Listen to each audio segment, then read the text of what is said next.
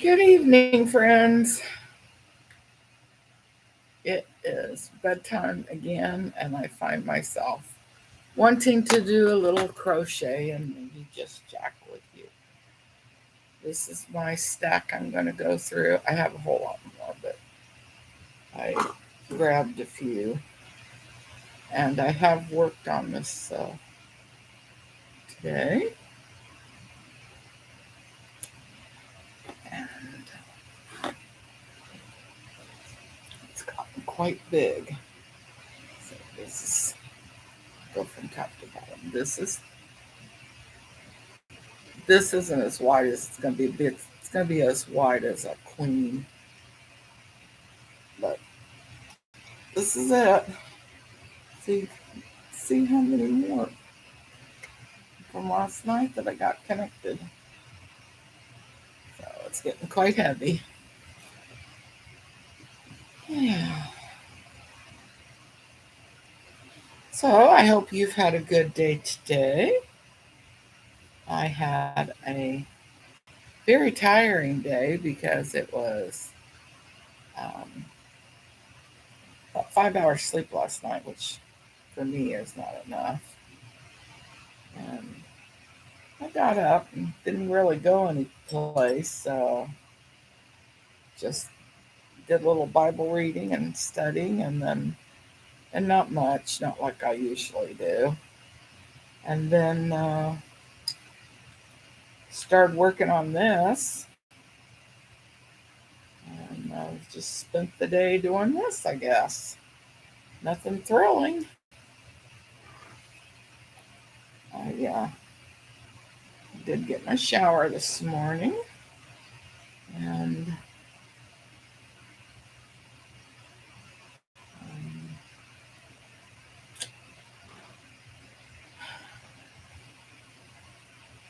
decided I would mainly work on this. I tried to, my study is in Ezra, which I can't remember if I shared that yesterday.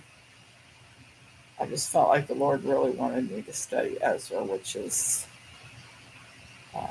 Ezra is actually two books of the Bible, and they're written 80 years apart. But Ezra, the priest who was going to rebuild the temple and bring in the law of Moses, because he was also a scribe, um, he put the two books together. So I kind of want to know about those, each separate rebuilding of the temples, and how the two approached it differently and why. Because there were uh, people coming back from Babylon that were sent back in Medo Persia. If you know a little history of the Bible and the conquering of Babylon, and the Medo Persians took over Babylon, so they inherited all kinds of people from around the world that had been used as servants or been captured over time. And King Cyrus said, "We're going to send these people back to their own hometown. We're going to give money to help reestablish their kingdoms, and we'll just live at peace together. And they can live in their place, and we'll live in ours." You don't hear about something like that very often. I can't say I know a whole lot about the world, even though I like to read about it and I like to read stories of what's going on. I like to know whether they're restricted countries against Christians, or, who runs them, or what their belief system is that maybe the government imposes, or uh, I guess what you call the religious of that area, that's usually pretty radical against anybody coming in that might have a different belief. I find those kind of countries interesting, and I'm a person that prays a lot, and so my heart goes out to anybody suffering for their faith as a Christian.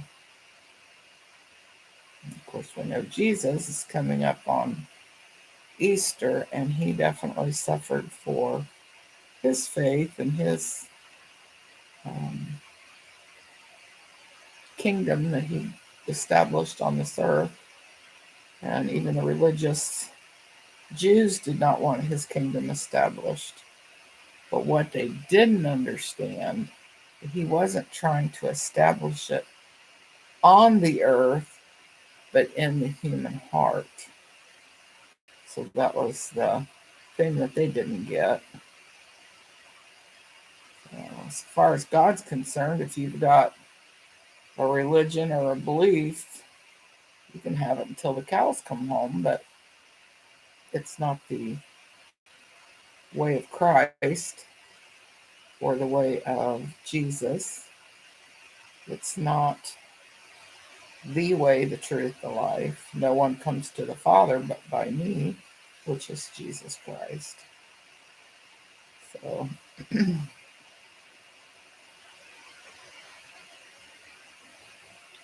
didn't realize that. And Jesus basically said, you love your enemies, you do good to them, you pray for them, you know, that type of thing. And Jesus did no wrong to anybody.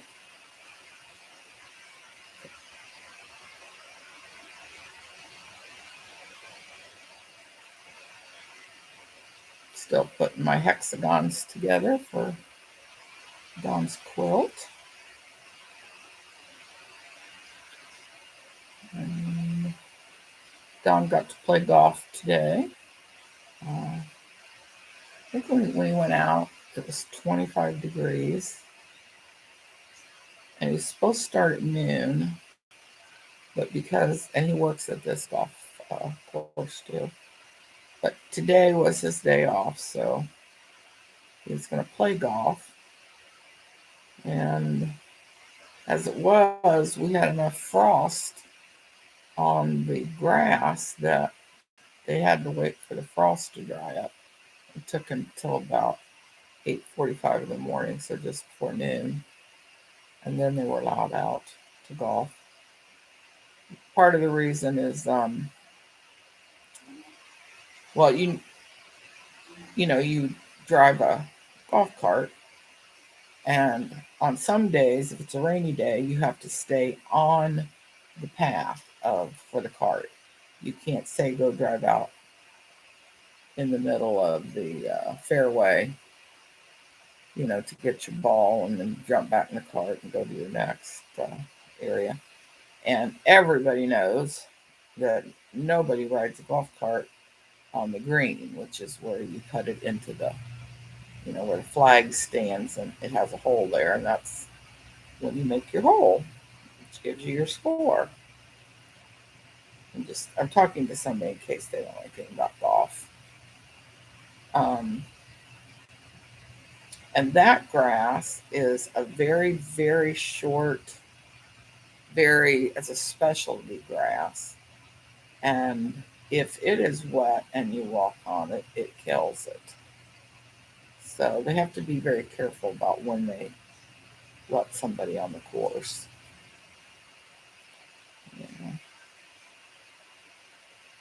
If you like these lives, I could try to do them a little earlier. It's going to do one about 5 o'clock.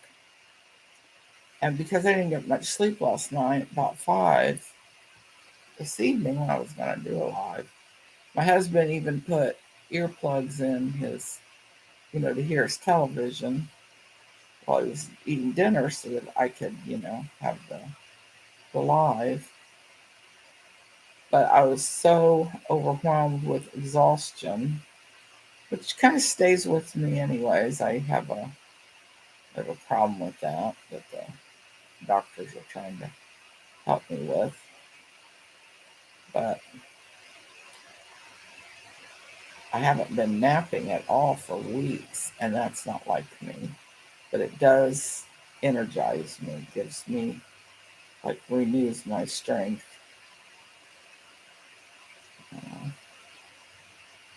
Tomorrow morning, we have to be up by 8 to be at an apartment building by 9 because Dawn leads music and worship, and then our pastor comes in and he gives a sermon. Now, yesterday we had that kind of same thing at the nursing home that my husband retired from as a nurse. And we do that once a month. And then we do this once a month. It's called Third Thursday. And the people there absolutely love us coming. And because we also have a food program out of our church, you don't have to go to our church to get the food. Um, there's a team, and we're a little part of the team in the delivering of the food. But you just have to get signed up, and I think you have to be a certain income level or certain hardship. There's a hardship situation, and we will bring you a big tub of food. The tub holds two big paper bags, grocery bags, and they're filled with good stuff, meat and vegetables, fruit, goodies, like pies and cakes and cookies, whatever, somebody might want to enjoy. And then we deliver bags of potatoes. We deliver gallons of milk and eggs. And so this apartment building that we go to, because they're low income, I know we have 21 bags that we deliver there, or boxes that have the 2 bags and all the other stuff with it. Yeah, just completed that.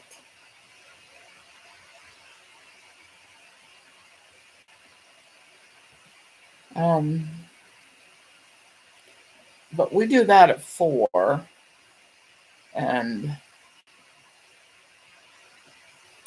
we get done with the church ministry at 10 o'clock. So between 10 and about 3:45 is our time. We usually go home and make breakfast and make coffee and do our Bible study or get into the crochet or run an errand if we have to run an errand, just whatever the day would hold. Eat breakfast, eat a little something for lunch, and then we get ready and go back and help deliver more food. The food we deliver goes to homes and apartment buildings. So you're given the food, the name of the person, and the paperwork on them, and then you deliver them, and then you just ask if you can pray for them or if they have any special need they'd like to share. That way, because a lot of these people are pretty alone or they've got dire family situations. Uh, One of them we delivered to, it's not right now, but at one point there were 4 generations living in the house, and the older people were disabled grandparents. Yeah, disabled school teacher, and I forget what the other lady did. Maybe some kind of office work. So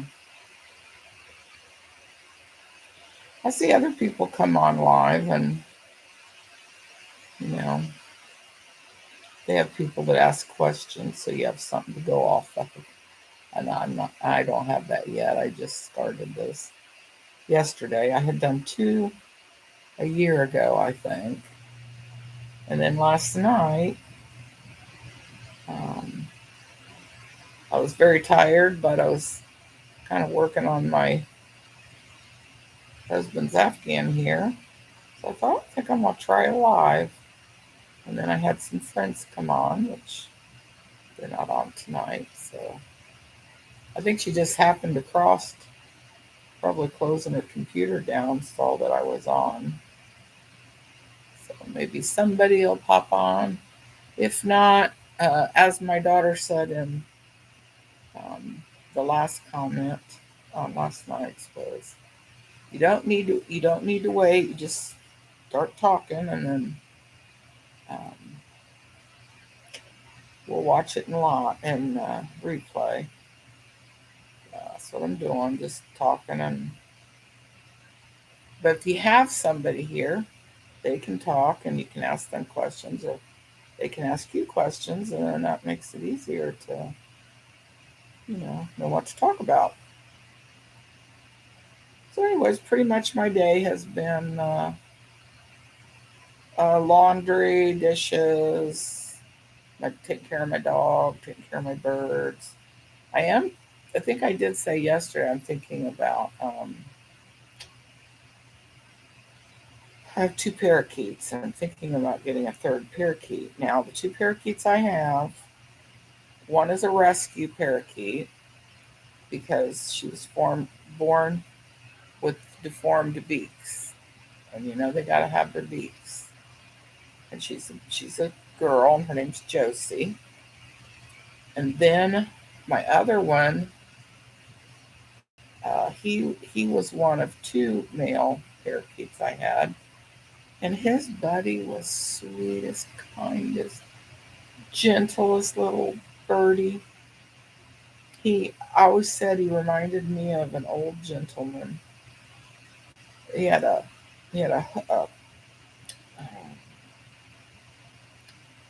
hunched over back. So I don't know if he was born deformed like that, but a hunched over back, and he was very slow. He was the most patient bird. I mean, life lessons, you could learn a lot from that bird. And that was green birdie, and then or teal birdie. I had a green birdie before. I tend to name them what colors they are, but Josie, I that girl needed a name. So, anyways, teal birdie died, and so I had was blue birdie, and he's male, of course. But my granddaughter worked at a pet store, and she said, "We can't sell this bird because of its beak, and they don't know what to do with it, but we're trying to find a home for it." And I said, "Oh, I'll take her." And she's the funniest little thing. She's one of those Miss Independent, I can take care of myself. Nobody's going to have to take care of me. But because she's female, I was a little afraid that after Teal Birdie passed away, because Teal Birdie was I put Josie in her own little cage right next to the boys' cage. And again, Teal Birdie just acted like a perfect little gentleman with her. And he was never, ever feisty or pushy or, noisy with her. He was just gentle. And she was pretty young then. She's grown a lot to full size. But now Blue Birdie, he's like little Mr. Hyper. And he wanted her to come and play. And so when Teal Birdie died, I was afraid to put them in the same cage because I thought he might pester her to death. And wow, was I wrong. He was pestering her just because he wanted to play, and she's not really a playful bird. But I thought, be romantic or something like that. He'd want to be romantic with her.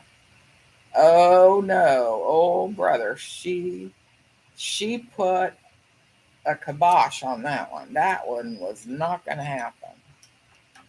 And yet she was friendly with him. I mean, she would, hop around from, like, if he hopped to the next perch, she'd hop. And she got along with him okay, but boy, no hanky panky there. So I had to laugh. I thought, oh, little Josie, you may have your little disability, but you can take care of yourself. So they've been like that for 2 years at least. Then I got to thinking, I'd like a third bird, and I think I want a yellow one, yellow green, like the one with the yellow head. And so I called around, and most of my birds were $15 to $25. Well, now the two PetSmart was $44, $45, and Petland was $35. So, anyways, I talked to my granddaughter, who's always worked at pet stores and counties, the animal shelters.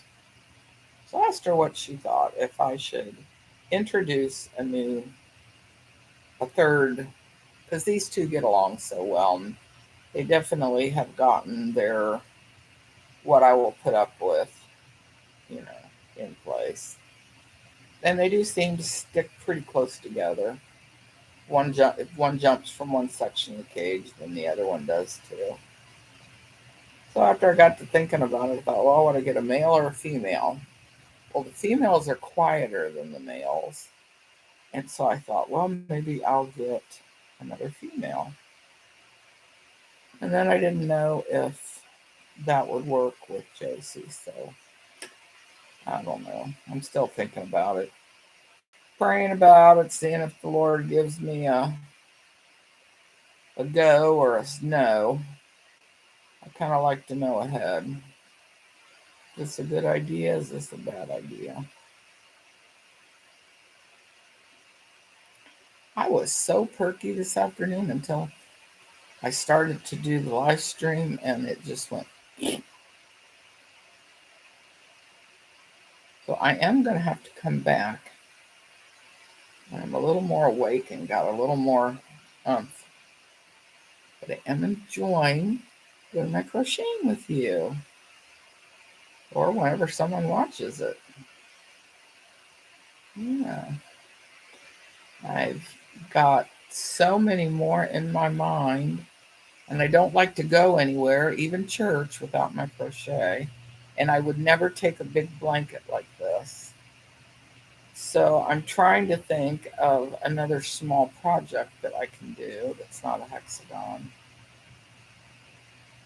And I think that's why granny squares became so popular, because they are one you could take on the go.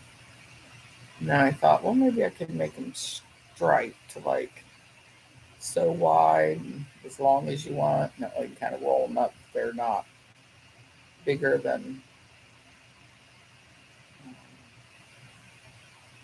you can carry with you or handle out someplace. It's like right now, this is covering my feet. My lap's warm.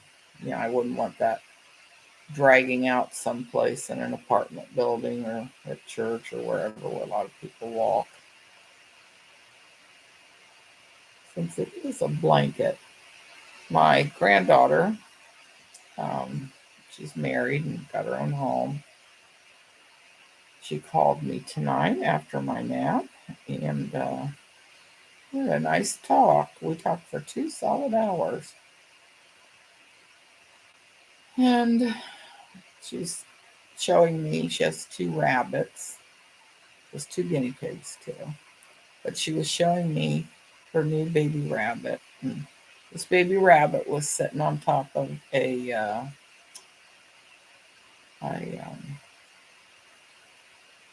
granny square Afghan. Or blanket is what I called it. I said, is that a blanket? And she said, no, it's an Afghan. I said, oh, I said, that sounds like my generation because all these YouTubers that I'm following for crochet, they all call them blankets. So I thought maybe that was just my generation used to call them Afghans. She goes, no, they're Afghans, and I like the word Afghan. I said, okay, well, we're going to call them Afghans. I thought that was cute.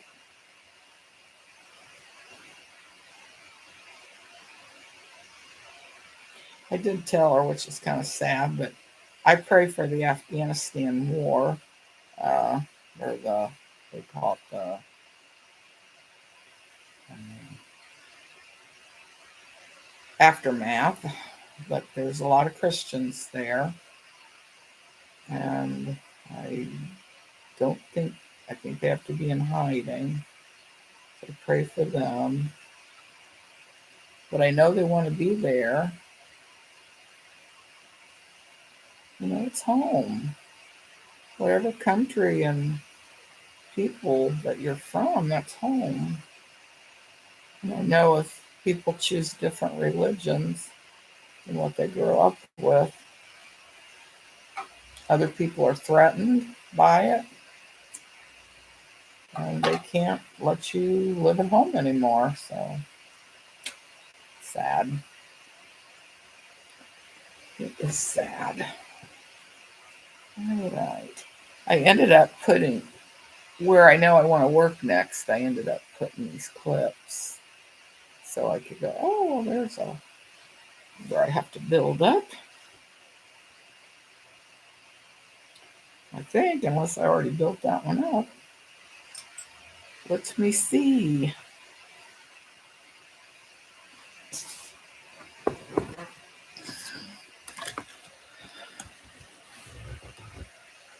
Move you back a little bit so I can spread it out. Yeah, I've still got, you watched last night, big bag of, plus this pile over here. And it is going to have a wide border around it.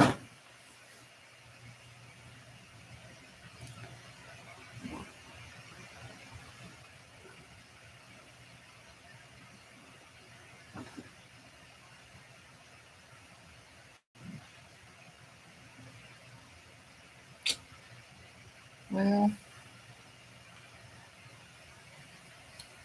I can't quite tell.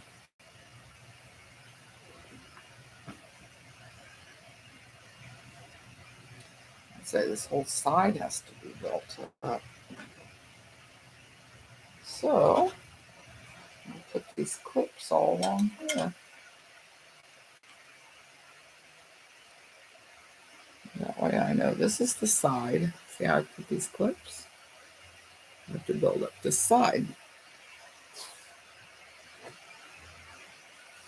Wonder what time most people go on live. I know if there's the West Coast, you know, it's 3 hours. Like it's midnight here, so it'd be 9 o'clock there.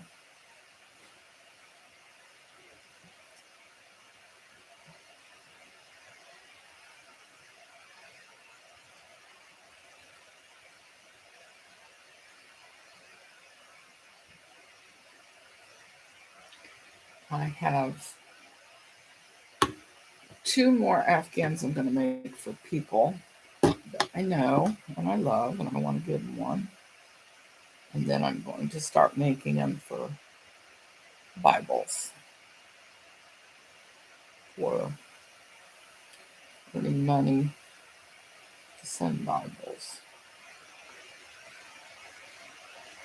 to Bible societies that can pass them around. So I'm still praying about it because it's got to be God's blessing on it. If you'll make one quick enough too, you can make a number of them, make it worth it. I've been on for 30 minutes. And I think I saw one person jump on for 1 second and then they got off. So it's you and me, Kathy, and the Lord. We're just here together. Because Don went to bed. Kendall, the dog, went to bed. I haven't quite put the birds. The birds have to be covered up every night. But they start going to sleep. They get in their little favorite perches, and one's on top of a mirror, and the other's near the mirror on a perch in front of another mirror that they're just standing in front of.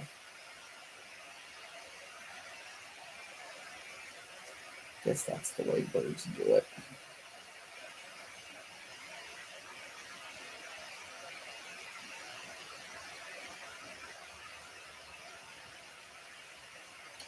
Oh, I know what I'm doing wrong.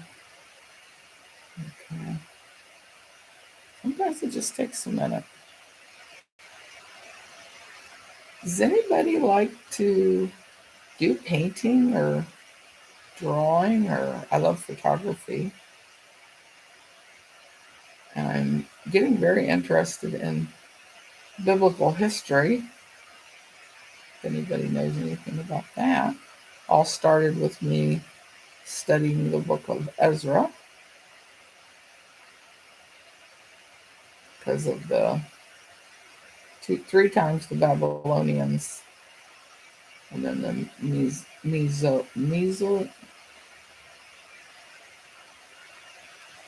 Meso-Persia took over the country.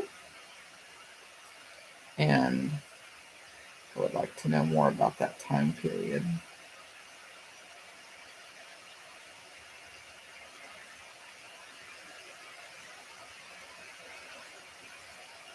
My granddaughter, she's so much like me. Every time we talk, we just agree with each other. Yeah, that's the way it is. Yeah, that's the way I like it. Nope, don't like it like that. Nope, don't like to do that. And we're always in total agreement. I mean, how often does that happen? Like we both don't like trips. We both have to think about things before we can give an answer. Where somebody else will say, "Hey, you want to do this or that?" And I'm like, I don't know. Let me think about it and I'll get back with you. That's what I have to do. I've been like that my whole life. And my granddaughter's the same way. And then the man she married is so much like my husband. It's just amazing. Now, we knew this before they got married because it was like the running joke, but it's not changing. We're who we are. Just makes me feel close to her.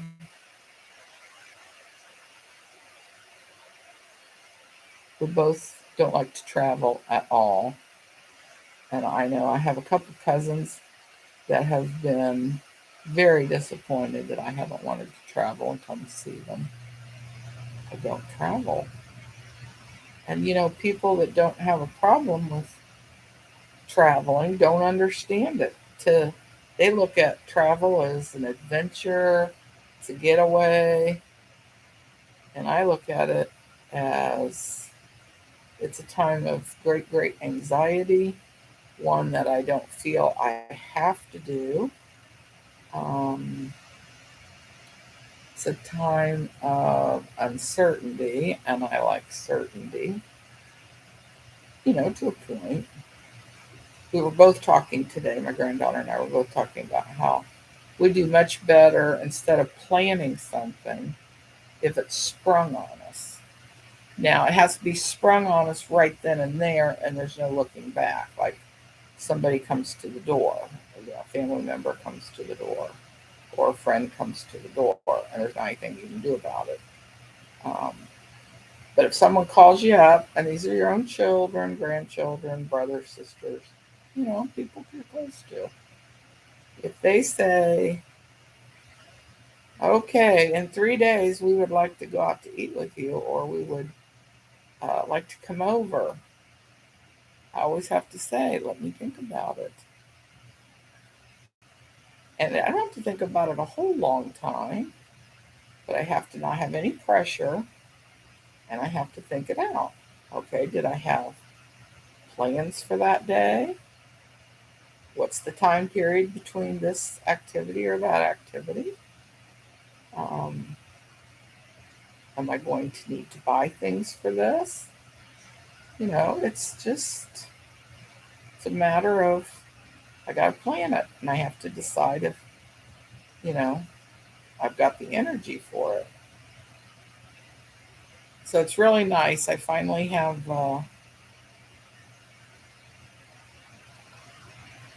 children that understand that, it's okay to be different. It's okay not to want to jump on the bandwagon as soon as somebody mentions it.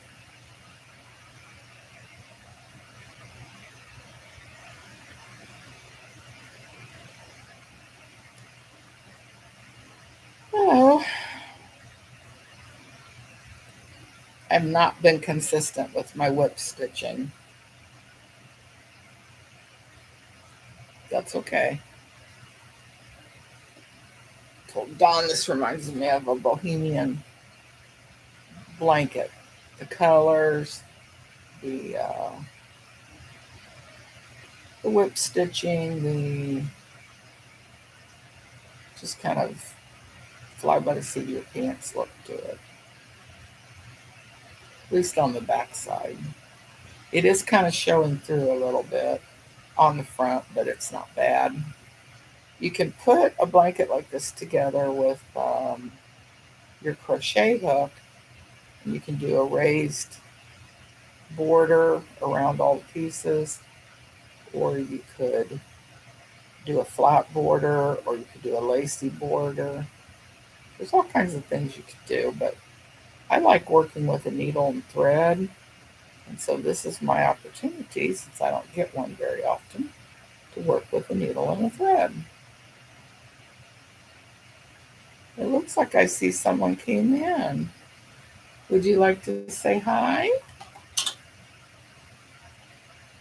I would love that.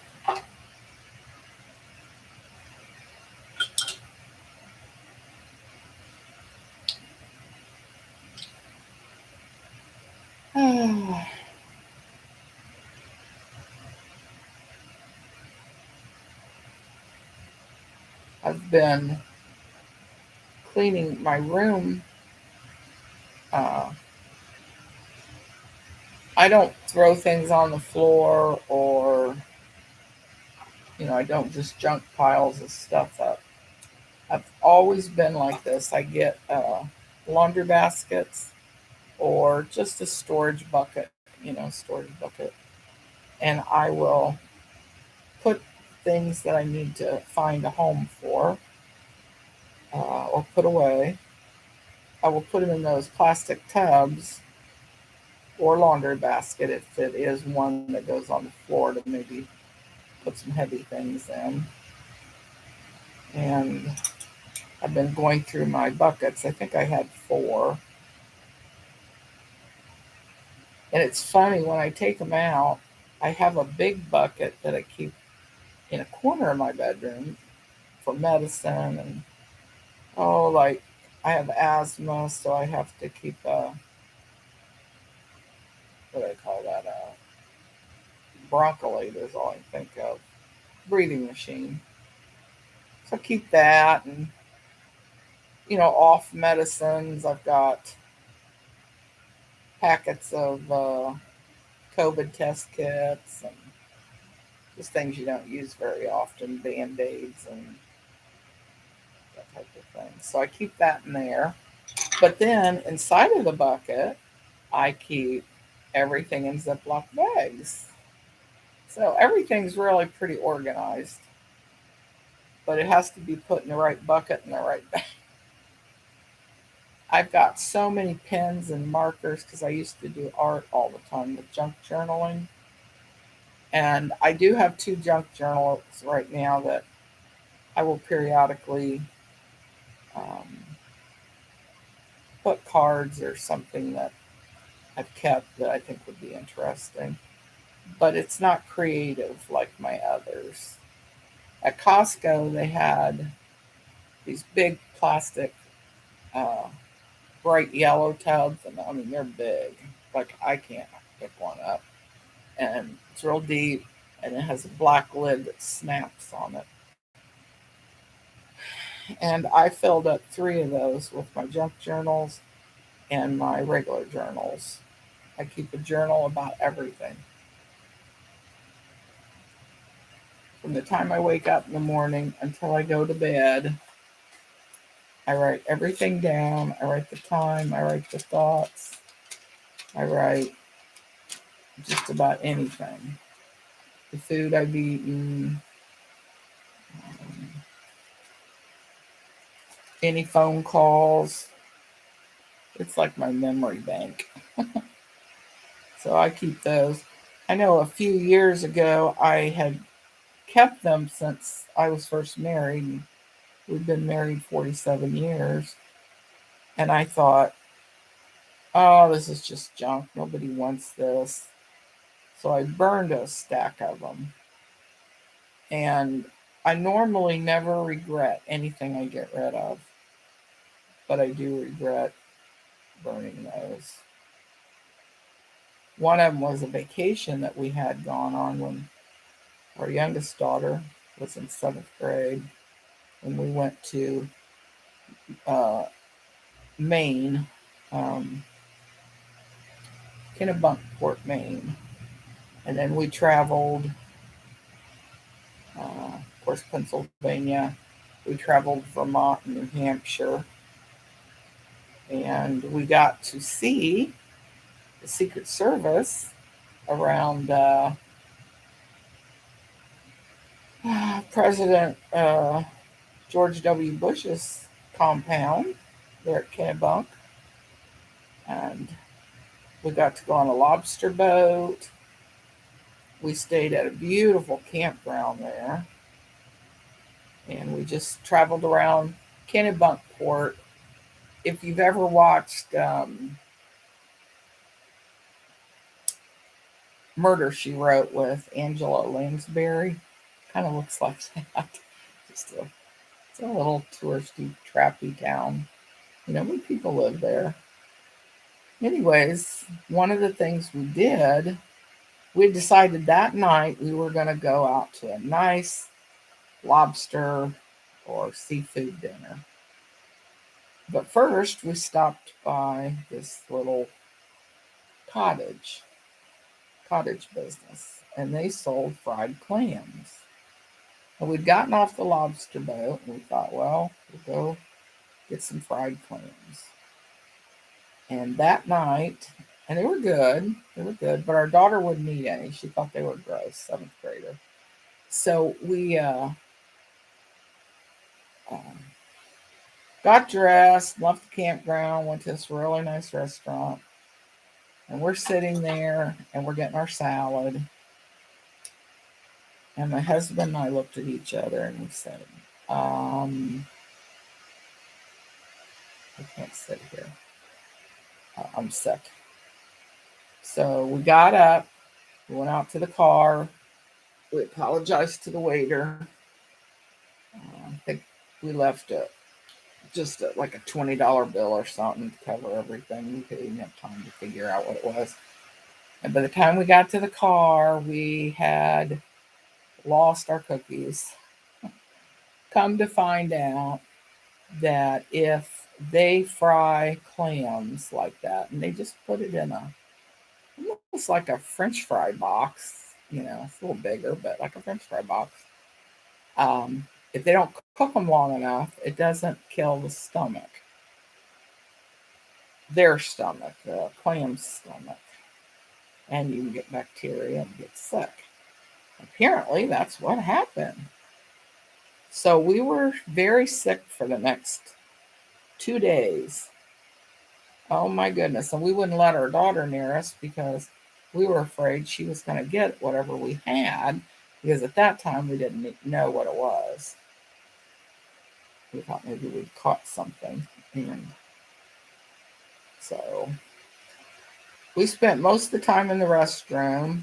And because, he was in his restroom, I was in my restroom, we had to have our daughter locked up in our car, which, don't let the windows down. Don't talk to any strangers if a stranger comes. It was a nice campground. Nobody was going to come. We were just nervous and sick. Oh, anyways, that was one of my travel times. I've had some very good travel times, but, and that was a good one, except for that period. We've got some lovely pictures, and we have a big, when we were at Kennebunk in a little village there, we went, I went to a public bathroom, and there was a poster that had been framed, and it had little individual pictures of Kennebunkport all over it. And we left there, and I said to the store owner that was there, I said, "Can you buy that poster? I love that poster because it just represented New England and Kennebunkport." And she said, "Yeah, you can buy it." And it wasn't her store, it was someplace else. So we bought one. We came home, and I think we took it to Michael's and got it professionally framed. And it's still hanging in the bedroom. And every time we look at it, we know that that's where we went. And we had a marvelous time, except for those 2 days. Oh, memories.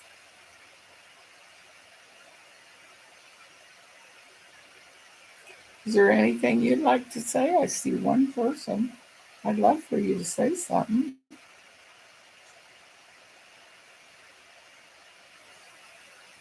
Share a thought. Ask a question. Tell me about your day. Even if it was work, it was, I'm sure, a good day to earn money. I've already shared my day, what I'm going to be doing tomorrow. Getting up bright and early, and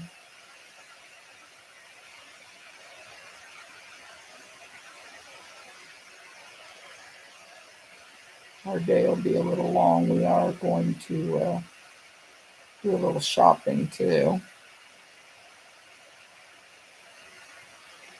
I think we're going to check a couple yarn places out, and we're going to go to a drug mart. They sell food and everything there. You can get sweaters and um, toys, and we go there mainly to see if they have some sale pop. And then sometimes we get toiletries and paper products like office products, bananas. They have a little store. I have always, one time we went, no, it was at Dollar Tree. Or was it there? I found canned okra. And I have wanted canned okra so bad. And every place we go, I look for canned okra. Can't find it. I don't know if that was the last canned coming out of a factory or what, but that was it.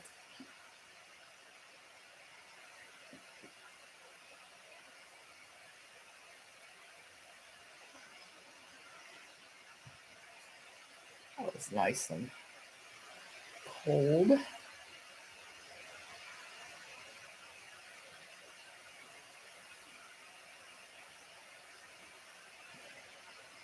As soon as I get this done, I'll show you these two pictures. Oh, I got two sides on this one.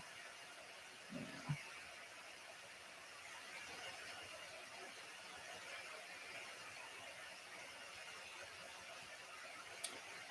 Well,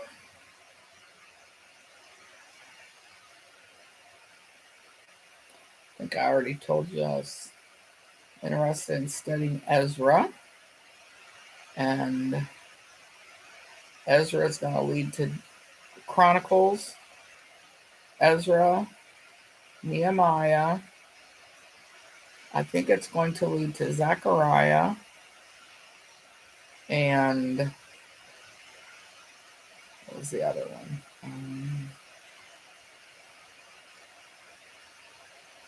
Is it Zephaniah?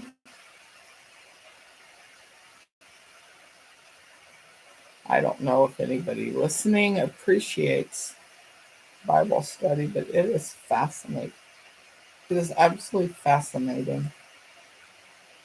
Did you know that Ezra, the high priest Ezra, he was a scribe which means he was a teacher of the law of Moses, and he was in the line of Levi, which Levi was the first priest, and you had to be in the family of Levi to be priest. And that was with Moses and Aaron. And there was 1,000 years between his between Levi and his great great great great great great great great great great how many ever great grandson Ezra, who was still in the Levitical line as a high priest. That's pretty impressive. All right, I think this is going to be my last one. I'm going to show it to you and then I'm going to go to bed. Because I got to get up bright and early in the morning to go over to that apartment building.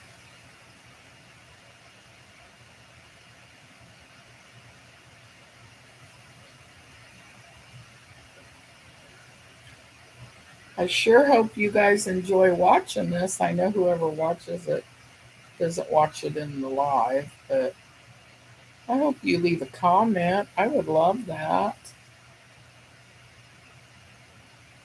Ask a question, share your day, anything. If you like crochet, I knit too, but I just haven't really had the patience for knitting. Oh, last year I made my 17-year-old granddaughter a white sweater. And she didn't really like it because she said it was a little tight under the arm. Like I should have probably added extra inches under the arm for when she moves around. Now she's small. She's right around 5 foot or less. Her younger sister is almost 16. She is very tall and lanky. She's like, I can't remember, she's 5'8" or 5'9", and thin, very thin. And the other one is very thin too. I mean, she's tiny. If she weighs 100 pounds, I'd be surprised. She probably weighs 98 pounds. But anyways, so I got a text message from the younger granddaughter, and she said, "Grandma, I'm wearing the sweater that you made for Gwenny, and it fits me really good, and I just love it. And my friend here absolutely loves it and wants to know if you'll make her one." Well, that's flattering, but that's also a lot of work. And I'm really wanting to make these blankets. I have 2 for friends, and then if I counted all my grandchildren, oh my goodness, I'd be most of my life making them. But I want to make some and try to sell them for the Bible Society that's going to send out Bibles to restricted areas where they can't get Bibles very well. So I don't know. I'm kind of thinking I'm going to look at a sweater pattern that might be kind of a one size fits all kind of thing with raglan sleeves, something like that. Might make something like that. And then I could sell those. Now, I doubt her friend wanted to buy it, but we'll see. And normally I'm a giver away, or I give everything away. I'm known for the one that, you know, if you want something, Grandma will just give it to you. And then I take one of my clips and I take my needle and just put that on there. And that way, then I put it in my little bowl. And that way I know where my needle is. Got my clips.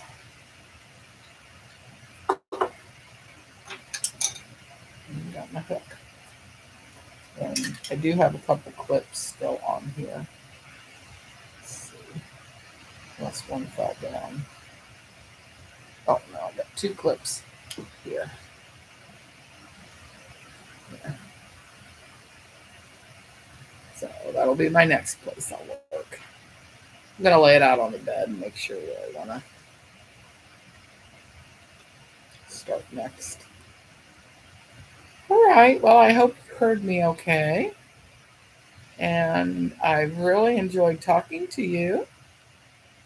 And I hope that if you watch this, you'll at least leave me a comment and a like.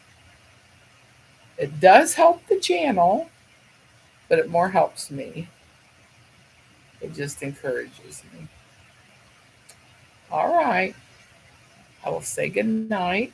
It is 12:23, and I hope you do good, and I hope I see you tomorrow. God bless you.